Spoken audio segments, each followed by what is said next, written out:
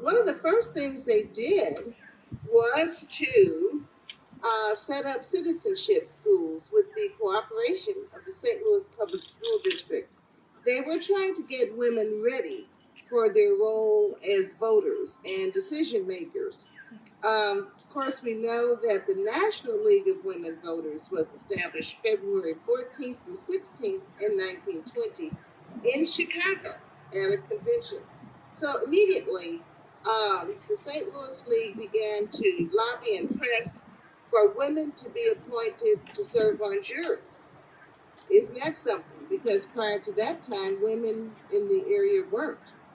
The other interesting thing is, though we know that the history of the suffrage movement includes the fact that nationwide, essentially, the League essentially turned its back on African American women who had struggled and fought alongside them for abolition of slavery and also for women to get the right to vote. That's just a dark spot in our history. But I will say, in St. Louis, Edna Gellhorn, a leader, she was a national leader as well as a local and regional leader.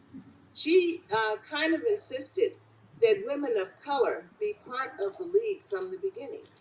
So in 1920, there was, quote, a colored division, unquote, set up. And in 1922, it became a standing committee of the League. Edna Gellhorn was very steadfast in her support for women of color and their involvement in the League. In the 1940s, that standing committee was dissolved, and essentially the members of the colored division were integrated League chapters in the area. They focused on nonpartisan adult citizen education, and they went right to some very important issues that they've been itching to fight for a long time, and that was child labor laws. So in the 1930s, they advocated for, and they were successful in getting a merit system for state jobs. Another interesting thing they did was they broadcast weekly radio programs that helped educate the citizenry. I'd say some major changes that have happened in the League of Women Voters in the last 10 years, perhaps, are more internal changes.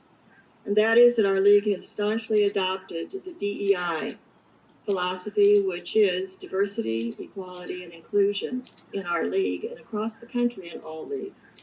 And this is making a world of difference. We're determined to include younger people and people from all races, from all origins. It's just a really exciting time for us. Of course, we have more men than we used to have also, which is exciting. Everything has added a new element and given us more energy. Most recently, once the Women's March of 2017 took place, our League began to just really have a growth spurt. We increased by 2.5 times our size, and we were able to do much more. We also have an exhibit out currently called Beyond the Ballot, St. Louis and Suffrage, that does tell the story of suffrage in St. Louis and the early beginnings of the League of Women Voters, which the first idea of the League of Women Voters happened right here in a convention at St. Louis. We do have a couple of exciting events coming up that we would like to tell you about. On September 13th, we're actually co-hosting with the League of Women Voters an event called The Untold Story of Women of Color in the League of Women Voters. And as the ladies here talked about, the League of Women Voters has a long history with women of color in their organization, which is exciting, but a lot of people don't know that story. So please join us on September 13th at 7 p.m. for that virtual event online. But we thank you so much for being here with us today and for helping us commemorate this exciting 100th anniversary.